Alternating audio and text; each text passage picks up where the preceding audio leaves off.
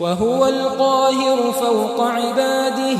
ويرسل عليكم حفظة حتى إذا جاء أحدكم الموت توفته رسلنا وهم لا يفرطون ثم ردوا إلى الله مولاهم الحق ألا له الحكم وهو أسرع الحاسبين قل من ينجيكم من ظلمات البر والبحر تدعونه تضرعا وخفية لئن أنجانا من هذه لنكونن من الشاكرين قل الله ينجيكم منها ومن كل كرب ثم أنتم تشركون قل هو القادر على أن يبعث عليكم عذابا من فوقكم أو من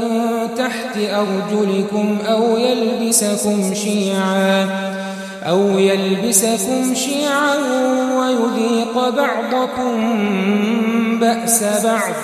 انظر كيف نصرف الآيات لعلهم يفقهون وكذب به قومك وهو الحق قل لست عليكم بوكيل لكل نبأ مستقر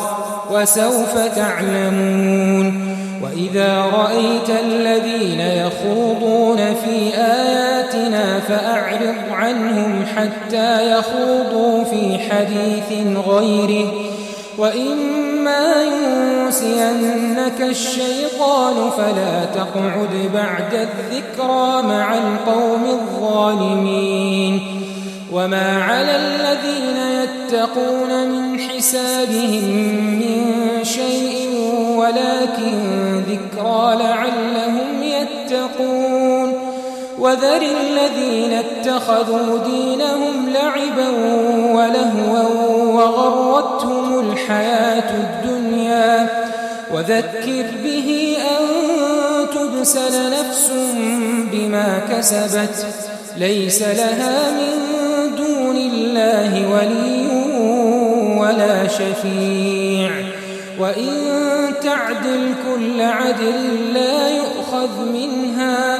أولئك الذين أبسلوا بما كسبوا لهم شراب من حميم وعذاب أليم